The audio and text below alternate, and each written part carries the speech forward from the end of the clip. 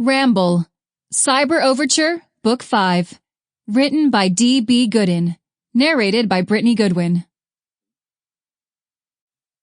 Chapter 1. Lenox Hill Hospital, New York City. Thursday, July 23rd, 2071. 5:58 p.m.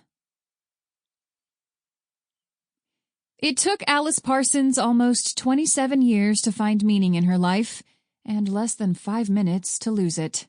She realized that the purists, the people like her who resisted AI-generated music, had given her hope and a cause to believe in, something she'd never had before.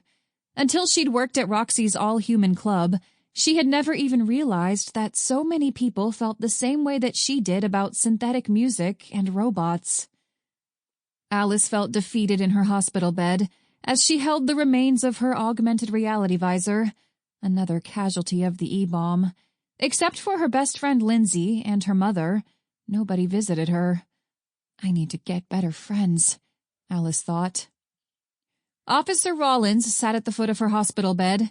Alice felt a pang of guilt when he introduced himself, but she understood that he was doing his job. He was just trying to figure out why she'd been found at the bottom of a ladder next to MuseFam Hall after the citywide concert disaster. The fading sunlight gave the room a yellowish tint that reminded Alice of the Players' Pavilion, a venue in New York where human musicians once played. She herself used to play there.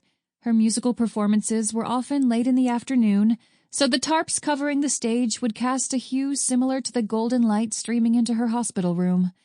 She held fast to the memory of playing at the citywide concert, a big event, before it was taken over by MuseFam. That was a simpler time, before the monstrosity now known as MuseFam Hall was built on top of the pavilion's remains.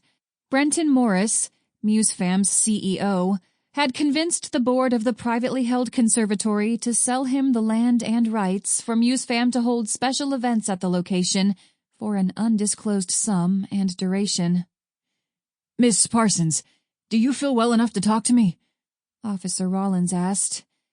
"These painkillers and recovery drugs are making me feel disoriented, but I can talk," Alice said.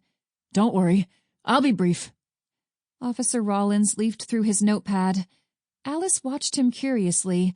She couldn't remember the last time someone other than herself had used actual paper. Besides Doris, her visor's AI technology was untrustworthy in her eyes. She preferred the old ways, such as journaling by hand. Sample complete. Ready to continue?